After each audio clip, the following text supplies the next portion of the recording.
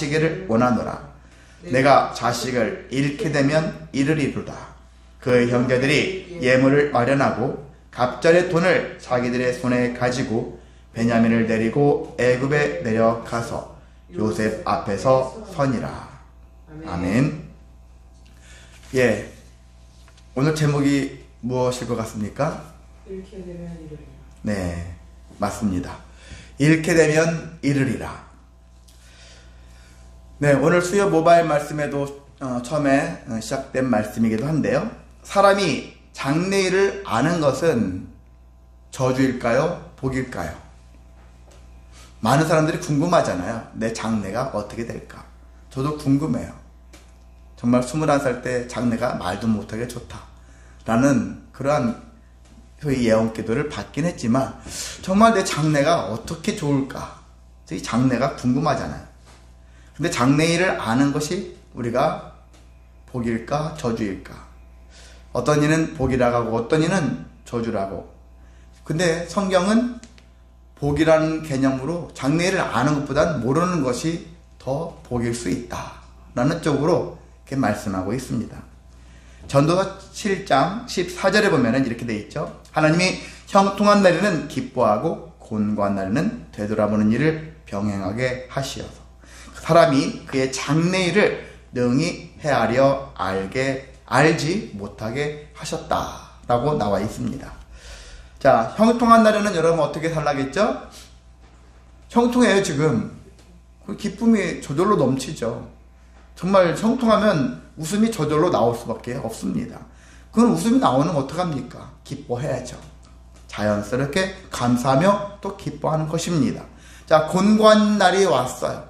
늘 형통만 오는 건 아니니까. 자, 그럴 때는 한번 돌아봐라. 누구를 원망, 불평 이런 그런 마음도 있겠지만 그것보다 제일 중요한 건 돌아보라. 성도의 삶은요, 돌아보는 것이 시작되는 거예요. 뭔가가 일이 잘못되고 있다 하면 돌아보는 거예요. 이 사회의 모든 시스템도 그래, 구조가, 모든 것들은 문제가 생겼다면 돌아보는 거예요. 남 탓하려고 막 애를 쓰기보다 왜 그럴까? 누가 돌아봐요? 내가 돌아보라는 것이죠. 다른 사람 보고 너 좀 돌아봐 하지 말고.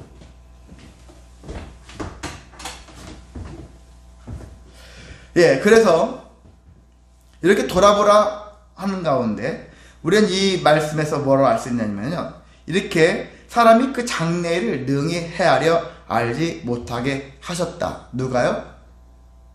하나님이 알지 못하게 하셨다. 그래서 장래일을 아는 사람은 없어요.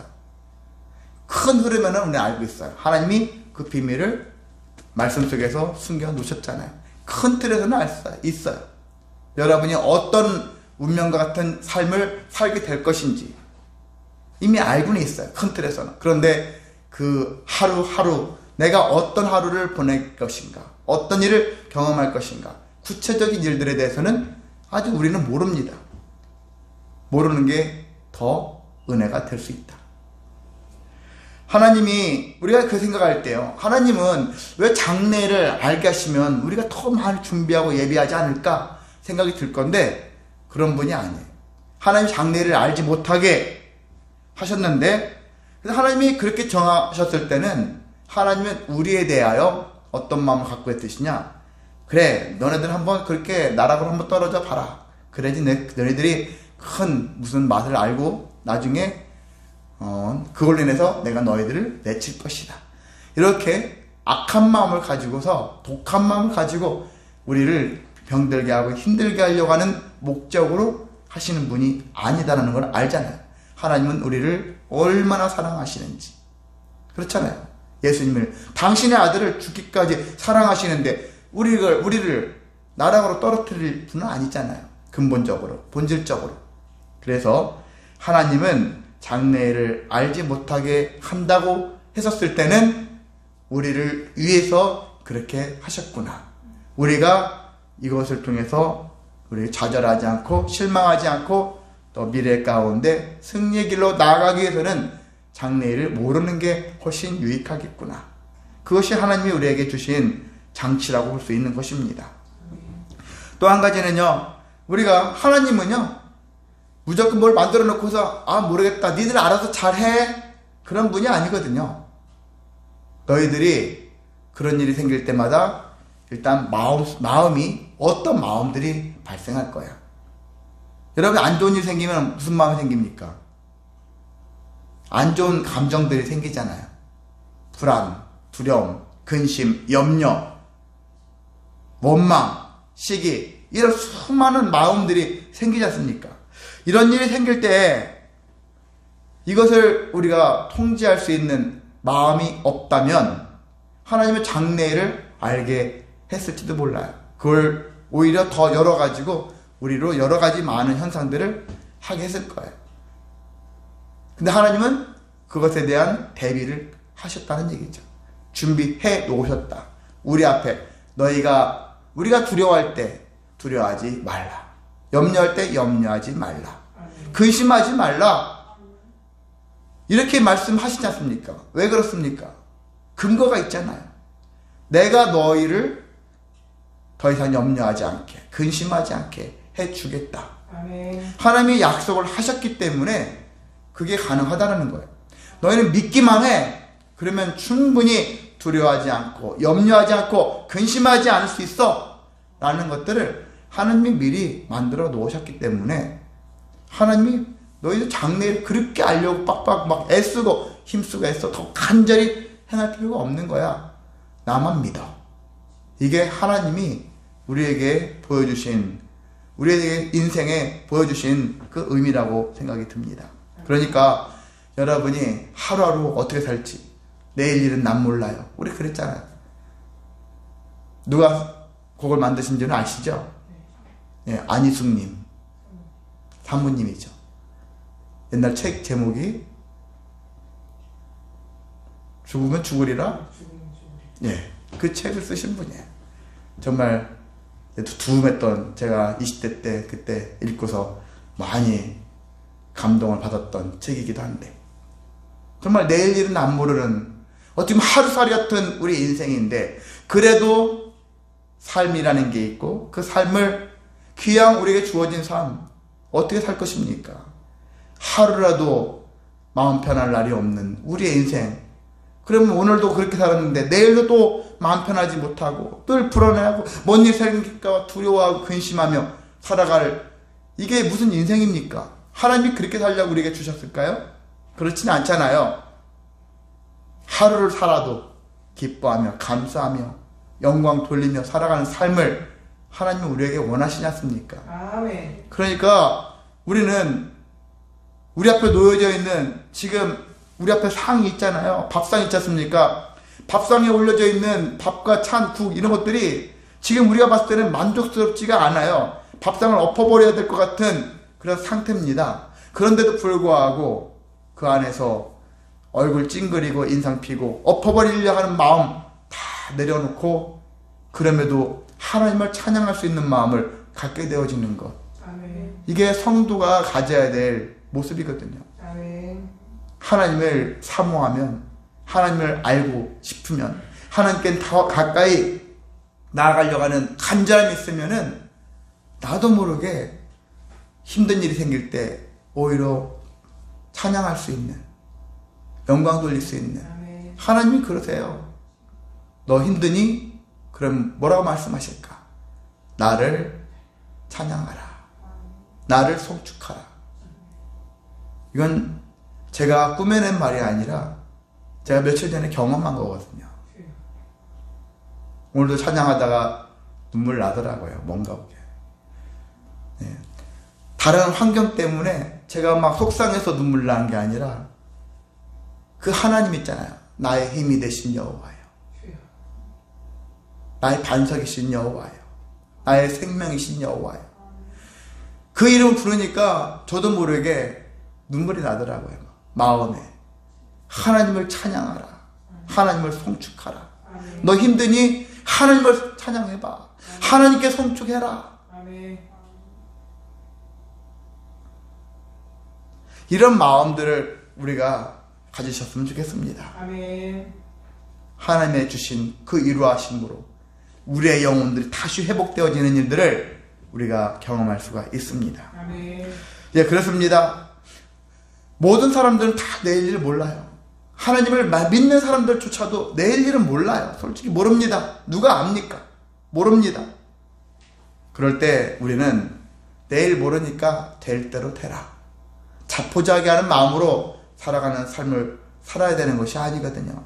세상 사람들은 에이 몰라 될 대로 되라. 그들의 공식이지만 믿는 자는요. 그래 똑같은 말이 표현일 수 있어요. 될 대로 되라. 그렇지만 근거 있는 마음을 가지고서 이런 표현을 해야 한다는 것입니다. 이것은 반드시 될 수 있다라는 것. 가능성을 염두에 두고 하는 것. 왜? 나에게는 믿는 구석이 있으니까. 그분이 되게 하실 거야. 이런 근거를 가지고서 해야 되는 거예요. 성도는 막연한 인생 사는 게 아닙니다. 어떻게 될까? 어떻게 될까? 걱정하는 삶이 아니라 이 막연함을 떠나야 되는 거예요. 막연함을 확신으로 바꿔내는 그런 삶을 살아야 하는 것이 성도거든요. 근데 우리는 조금만 어떤 상황에만 빠지면 흔들려요. 쉽게 흔들려 버립니다. 그래서 또 원망, 불평, 근심, 걱정, 염려, 두려움, 불안, 이것을 계속 반복하는 이유가 바로 거기에 있습니다. 막연함 때문에 그래요. 나의 믿음도 막연해요. 장래도 막연하지만 내 믿음도 막연하다라는 얘기예요. 내 믿음이 장래가 있고 내 믿음이 있다면 내 믿음으로 장래의 이 알 수 없는 알지 못하는 이 장래조차도 내가 믿음으로 덮어버리면 되는 일인데 우리가 그 믿음이 없어요. 그 믿음이 먼저 흔들려버려요. 장래가 흔들리면 믿음이 흔들려버리는 요상한 일들이 발생해요. 우리는 어떤 믿음? 아무리 세상이 흔들리는 일이 발생할지라도 우리의 괴자심하는 그 믿음이라 할지라도 그 믿음이 세상이 흔들림을 덮어버릴 수 있는, 묻어버릴 수 있는 그런 힘을 주님께서 요구하십니다. 그런 삶으로 여러분이 나아가시기를 소망합니다. 오늘도 야곱 그리고 야곱의 아들들 이야기를 통해서 우리는 또 이들의 모습 속에서 어떤 인생을 살아가고 있는가, 우리는 거기서 무슨 교훈을 받아야 하는가, 그 말씀을 다시 한번 돌이키려고 합니다. 예, 야곱은 제가 약간은 야곱에 대해서 실망스럽긴 해요. 왜냐면은 야곱은 참 두려움도 근심도 염려도 많은 사람이다. 조금만 뭔 일이 생기면 하여튼 일이 생기는 걸 그렇게 좋아하는 사람은 아니에요. 그 생기면 제일 첫 번째 감정은 바로 부정적 감정이에요. 야곱 볼 때마다 제 자신이 떠올라요. 제가 이제 정말 그렇게 많이 살았거든요. 조금만 문제 생기면 막 근심이 생겼어요. 걱정이 생겼어요. 불안이 왔어요. 그런 마음들이 제 마음이었거든요. 근데 이 야곱이 그러한 근심 걱정이 이제 아들들, 그것도 12명이나 되는 아들들이 있지 않습니까? 12명이나 한 명의 자녀도 속식이는데 12명이니까 언제 여기서 어디서 모르게 사건 사고가 끊임없이 발생할 수 있는 소지가 있어요. 그런데 그럴 때마다 야곱도 이 아들들 때문에 정말 소위 미치고 환장하겠어요. 애들 하는 짓마다 자기가 봤을 때는 말질을 하는 거예요. 잘못된 짓을 함으로 인해 가지고 내 주름살을 2개, 3개 자꾸 늘리는 역할을 이 아들들이 하고 있다, 이런 생각을 하고 있는 것이 야곱의 모습입니다. 대표적으로 우리가 시몬, 레위가 세겜 족속들을 할례받게 한 다음에 죽였지 않습니까?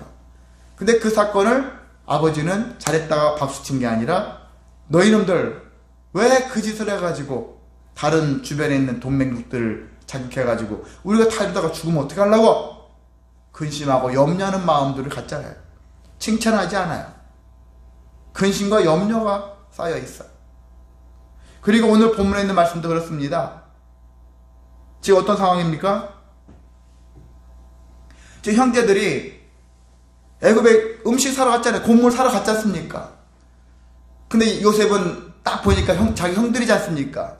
그 너희들 정탐꾼이지? 떠보려고. 그랬더니 아닙니다. 우리 정탐꾼 결국 아닙니다. 하면서 자기들이 팔아버렸던 요셉 이야기도 하고 베냐민 이야기도 하고 지금 그렇게 아버지도 있고 하는데 우리가 정말 우리 순수한 그냥 일반 서민입니다. 이렇게 하는 거예요. 못 믿겠어. 너희 중에 하나 볼모로 잡겠다. 그래서 시므온을 잡았잖아. 둘째를 볼모로 잡았어요. 그리고 가라. 갈 때 그런데 거기에 안에 곡식 안에 돈을 잔뜩 넣어놨죠. 그래서 열어보니까 이거 뭐야 이거. 왠지 우리가 뭔가에 걸린 것 같은 느낌. 조작에 걸린 것 같은 느낌. 그런 느낌 들잖아요. 이런 상태에서 집에 왔는데 이 상황을 얘기했습니다. 둘째가 없어요. 아버지. 이래서 저래서 이렇게 됐는데 그렇게 해서 시므온이 잡혔습니다. 베냐민을 데려오래요. 아버지가 그 소리에 아이고 이놈들 너희들이 또 괜히 쓸데없는 말을 해가지고 이 지경에 이르게 만들었구나 하면서 이 아버지가 얼마나 이 아들들을 또 책망합니까? 비난하는 것을 서슴지 않아요. 이 아버지가. 우리 주변에 많은 가정들이 이래요. 여러분 가정하면은 이상적인 것은 서로 사랑하고 서로 우애 있고 서로 도와주고 서로 신뢰하고 천만에요. 100가정 있으면 몇 가정이나 정말 그런 이상적 가정을 가지고 있을까요? 많은 가정들이 그렇지 못합니다. 여기도 마찬가지였어요. 그런 모습들을 가지고 있습니다. 자, 그럼에도 불구하고 아버지를 계속 설득을 하죠. 형을 데려와야 되니까, 시므온을 데려와야 되니까, 베냐민을 데리고 가야 됩니다. 근데 이 아버지는 라헬의 자식이잖아요. 요셉, 베냐민. 그 누구보다 더 끔찍히 여기는 자식이에요. 못 보낸다. 둘째보다도 이 막내 12번째 아들이 더 소중해. 둘째도 구해야 되잖아요. 근데 이 아들 못 보내. 이 막내도 이럴지 모르겠다. 이런 마음을 갖는 거죠.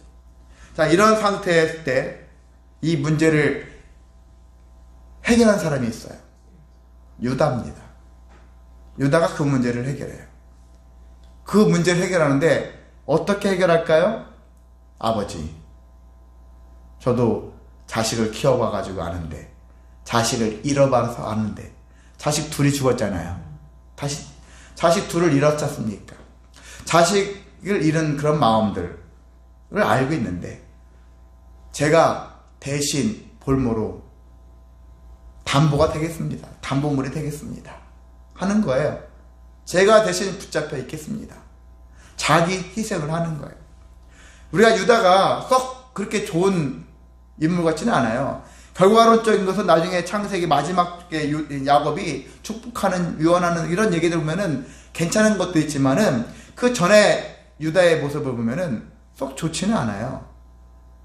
창녀랑 그런 관계도 막 하고, 자기 며느리인데 창녀를 변장한 자하고도 막 관계도 하고, 막 이렇게 저렇게 여러 가지 하는 거 봤을 때 유다를 썩 그렇게 좋게 여길 만한 사람은 아닌 거예요. 처음에 출발은.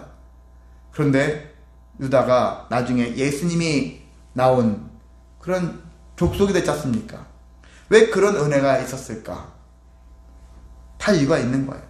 여기 보면은 유다가 내가 대신 잡혀 있겠습니다. 내가 대신 담보가 되겠습니다. 그 말을 하니까 아버지가 비로소 그래, 그러면은 가라. 가라고 결단을 했어요. 결단을 내렸습니다. 자, 그것에 야곱은 조금은 그래 약간은 좀 비겁한 면이 있는 것 같아요. 이 넷째 아들은 중요하지 않습니까? 넷째 아들도 소중하잖아요. 다 살리려고 하는 마음보다는 그래, 그게 좋겠다. 네가 잡혀라. 유다 입장에서 서운할지도 모르겠어요. 제가 만약에 그 집안이었으면 좀 서운하다. 아, 우리 아버지는 왜 저런 판단할까? 왜 요셉밖에 모르고 왜 베냐민밖에 모를까? 이런 마음이 들 법도 해요. 그러니까요, 부모님이 자식들 앞에서 처신하는 게 참 어렵습니다. 골고루 모두를 다 사랑해 라고 한다지만 자식들 입장에서는 나만 미워해, 쟤만 좋아해, 쟤만 잘해줘, 이런 마음을 자식들이 다 가져요. 어느 집안이든 다 그렇더라고. 자, 이런 가운데 야곱은요, 거기다가 그래? 그럼 이제 내가 이제 내 머리를 막 써야지. 지금까지 자기가 살아온 과정 있잖아요. 역사. 자기가 살아오면서 행했던 것들. 제일 보니까 어떤 문제를 풀어나가는 데 있어서는 제일 좋은 게 뭘까요? 선물이야. 선물. 선물은 마음을 녹여. 내가 그 효과를 봤었지. 언제? 옛날에. 자기 형 에서를 만나기 전에 선물을 많이 준비했잖아요. 엄청 많은 그러한 가축들을 준비해가지고 형한테 선물로 드리잖아요. 선물의 효과다. 야곱은 그렇게 생각하는 거예요. 여기 야곱은 그런 마음으로 갖고 있는 거예요. 하나님의 은혜일 수도 있지만은 내가 선물을 준비했기 때문에 형이 마음에 녹아서 나를 건들지 않았어. 이런 생각도 했을 법도 하다는 것입니다. 자, 그 효과를 경험해서 자기 나름대로는 그런 거예요. 그래서 그것을 위해서 준비를 해라. 총리에게 줄 선물. 근데 의외로 여러분이 11절에 읽어봤겠지만은 선물이 엄청 무슨 고급스럽고 엄청 화려하고 그런 게 아니에요. 되게 보면은 많지도 않아요. 여기 보면 다 조금 그러잖아요. 유향 조금, 꿀 조금, 향품, 모략, 유향나무 열매와 감 복숭아. 뭐 특별하게 여러분이 흠모할 만한 합니까? 다이아몬드 몇 캐럿, 뭐 이런 거 같은 거 있잖아요. 금, 은 얼마. 이런 식으로 막 그런 것들이 아니라 어떻게 보면은 에게 할 수 있을 것 같은 그런 거에 지나지 않아요. 그래도 자기 생각에 이 선물, 이렇게 선물을 준비하는 게 좋겠다 하는 그런 마음을 품었던 건데, 중요한 것은 선물을 준비하자. 그것은 야곱이 옛날 자기의 인생의 경험을 여기에 플러스 시킨 거거든요. 적용을 한 거라는 것을 볼 수 있는 것입니다. 자, 그러는 가운데 그뿐만이 아니라 지난번에 너희가 올 때 그 곡물 속에 돈도 들어있었댔지?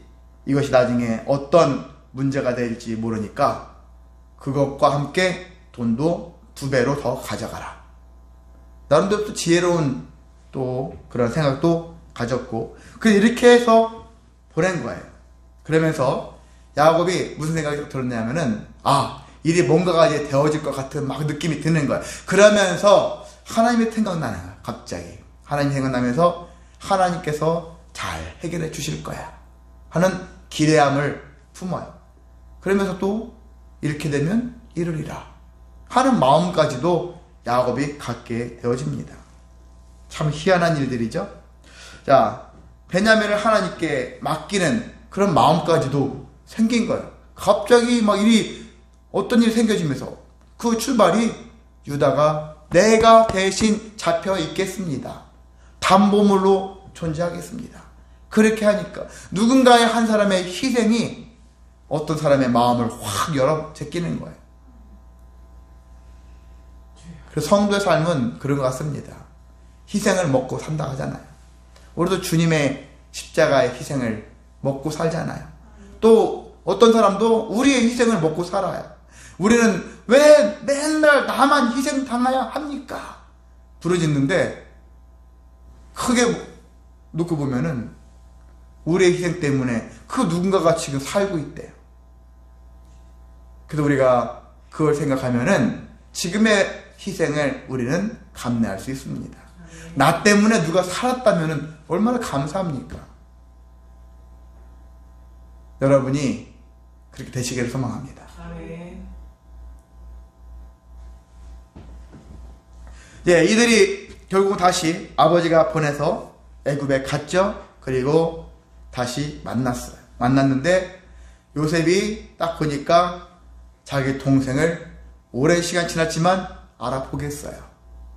얼마나 마음이 보자마자 동생아 하고 싶었을 건데 정을 막 억제를 합니다.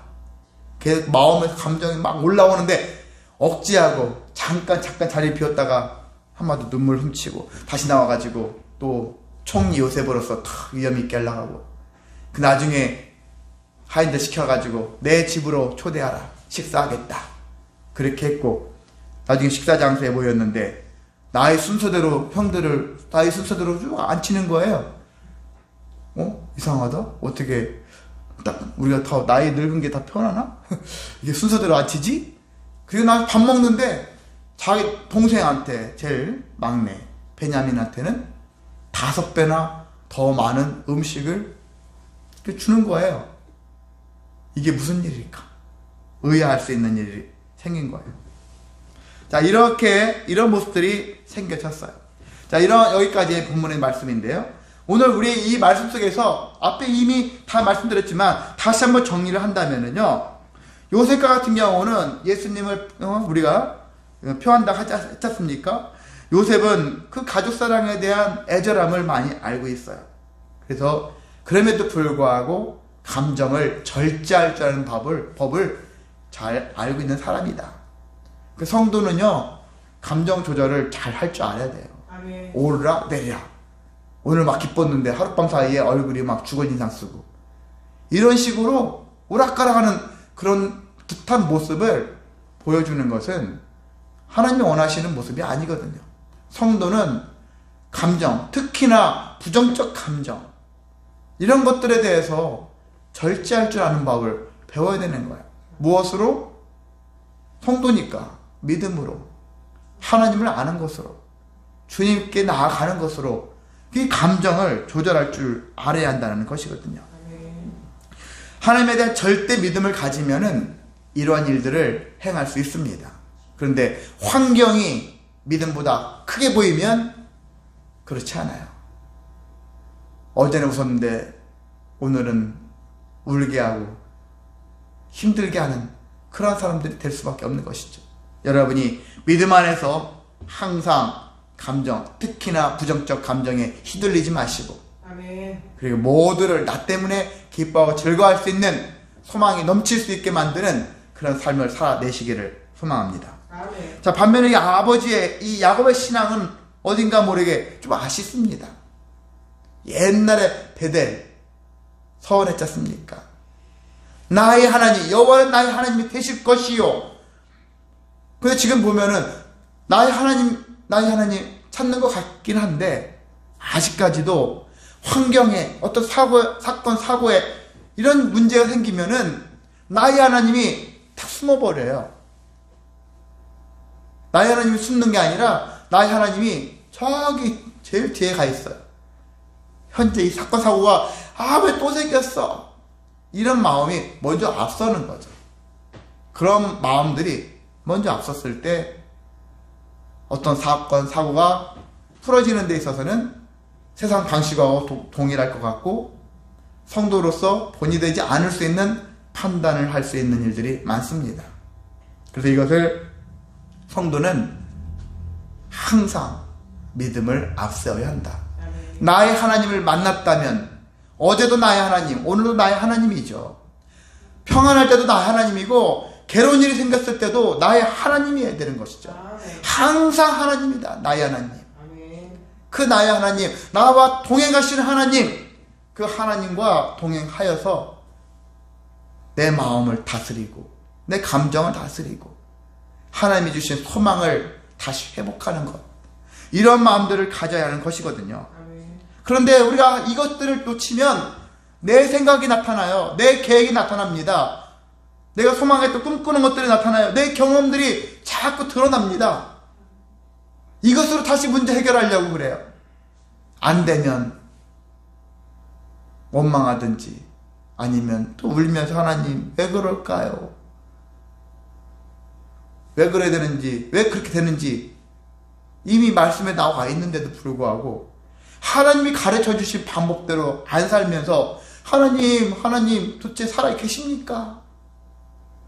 하나님 저를 사랑하십니까? 이런 원망 불평하는 수준에 머물 때가 많다라는 것이거든요. 저도 그렇게 살아왔거든요. 지금도 그렇게 할지도 모르겠어요. 그래도 감사한 것은 제가 어릴 적 저랑 지금의 저를 제 개인적으로 본다면은 그래도 감사하구나. 옛날에는 원망, 불평부터 솔직히 튀어나왔거든요. 아주 즉각 튀어나왔어요. 그런데 지금은 이것을 통해서 하나님이 무엇을 말씀하시려고 그럴까?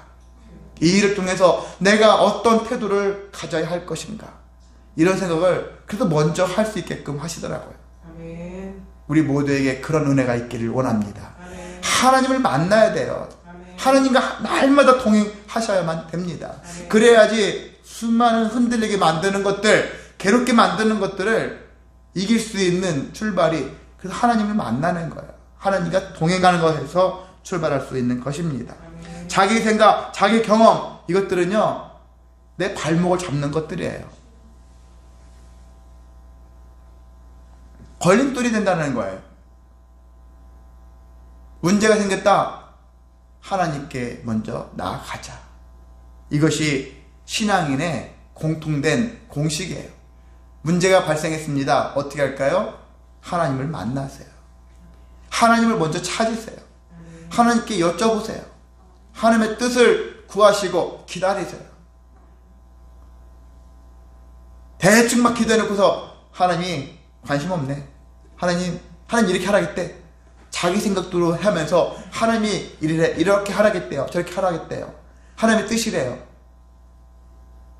이렇게 말하는 사람들 많더라고, 주변에. 저는 참 대단하다고 생각합니다.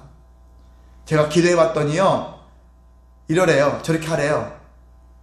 참 대단해요. 전 그분이 정말 그게 사실이라면 그분의 신앙을 그 도대체가 어느 정도 경지에 올라갔길래 저렇게 할 수 있을 것인가.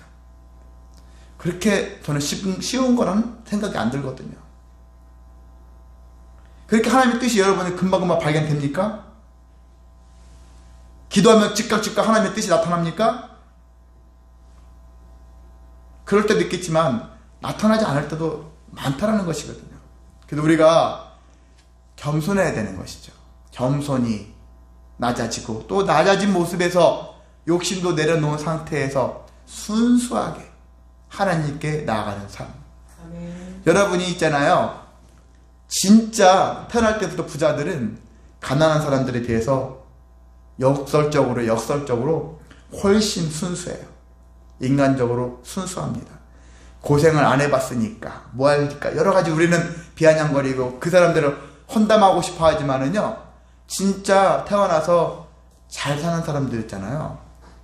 그 사람들은 타락하지 않은, 그래도 건전한 생각을 가지고 있는 그런 분들 중에서는 잘 사는 사람들이 엄청 인격적이고 사람들을 배려 잘하고 이런 사람, 훌륭한 사람들이 많습니다. 정말 많습니다.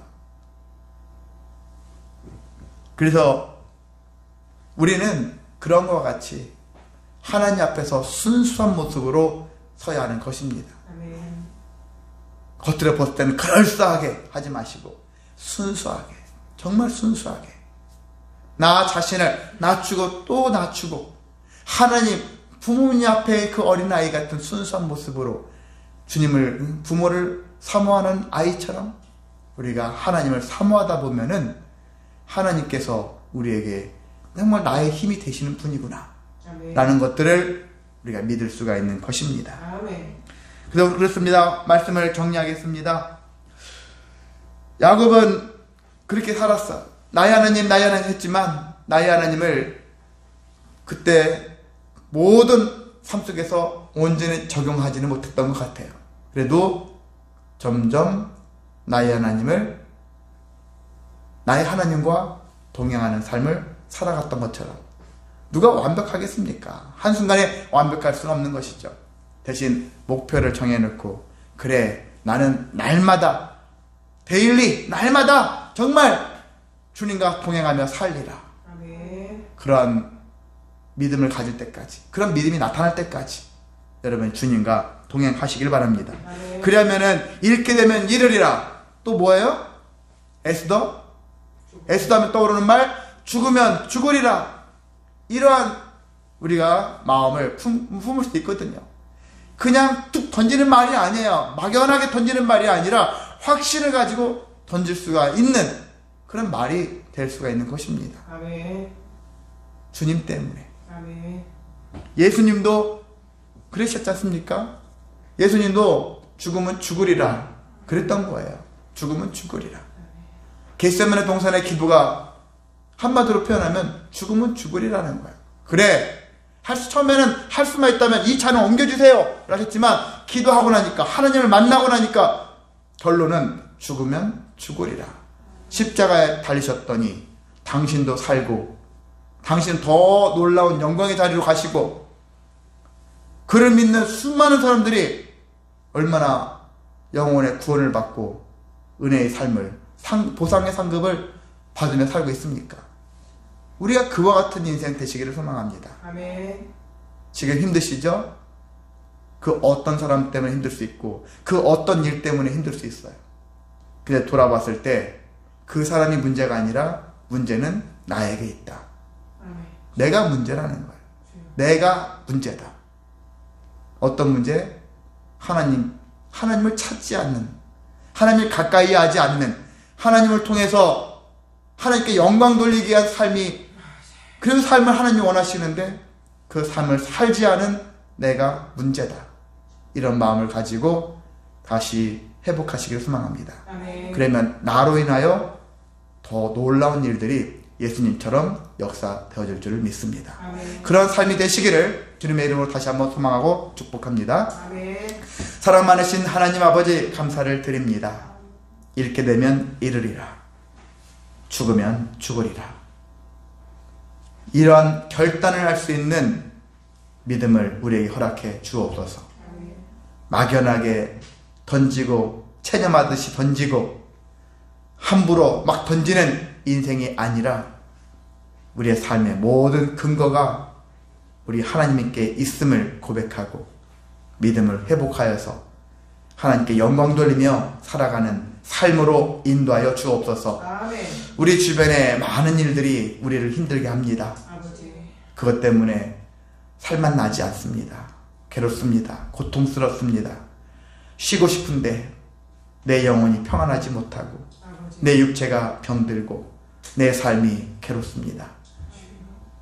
그럴 때 우리는 하나님을 만나게 도와주시고 아멘. 찾게 하시고, 아멘. 삶의 문제가 그 누구에게 있는 것이 아니라 나에게 있음을, 하나님 말씀대로 순종하지 못하여 하나님을 찾으라는 말씀에 찾지 아니했던, 하나님을 높이라는 말씀에 높이지 않았던, 하나님을 가까이 하지 않았던, 하나님께 돌아가지 않았던 우리에게 문제가 있음을 우리가 다시 한번 돌아볼 수 있게 해주셔서 감사를 드립니다. 아멘. 하나님, 이 땅의 모든 성도들, 예수의 이름으로 구원받기로 작정된 모든 영혼들, 아버지.